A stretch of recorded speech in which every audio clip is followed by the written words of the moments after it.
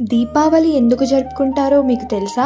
దీపావళి అంటేనే festival of lights. Deepavali అంటే crackers, దీపాలు మాత్రమే కాదు. మనం దీపావళి జరుపుకోవడానికి 5 స్టోరీస్ ఉన్నాయి. అందులో ఫస్ట్ స్టోరీ, దేవతలు రాక్షసులు కలిసి అమృతం పొందడానికి సముద్ర మథనం చేస్తున్నప్పుడు కార్తీక మాసం అమావాస్య రోజున ఒక పద్మం నుండి లక్ష్మీదేవి ఉద్భవిస్తుంది. అందుకే ఈ రోజు దీపావళిగా సంపద, శ్రేయస్సు, శుభం కోరుతూ లక్ష్మీదేవిని పూజిస్తారు.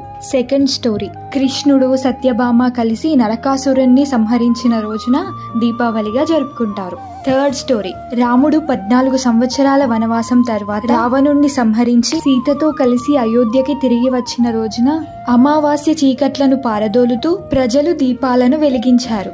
అందుకే ఈ రోజుని దీపావళిగా జరుపుకుంటారు. ఫోర్త్ స్టోరీ, పాండవులు అజ్ఞాతవాసం ముగించి వచ్చినప్పుడు ప్రజలు దీపాలతో స్వాగతం పలికారు. దీనిని దీపావళిగా జరుపుకుంటారు. ఫిఫ్త్ స్టోరీ, పంట చేతికి వచ్చిన సందర్భంగా రైతులు ఆనందంతో దీపావళిని జరుపుకుంటారు. దీపావళి మనకు నేర్పించేది ఒకటే, మన జీవితంలో ఎన్ని చీకటి లాంటి ప్రాబ్లమ్స్ ఉన్నా ఒక చిన్న వెలుగు లాంటి హోప్ చాలు ఆ చీకటిని పారద్రోలడానికి. ఆ వెలుగు మన మనసులోనే ఉంది. ఈ దీపావళి మనందరి జీవితంలో వెలుగు, సంతోషం, ప్రేమ నింపాలని కోరుకుంటూ హ్యాపీ దీపావళి.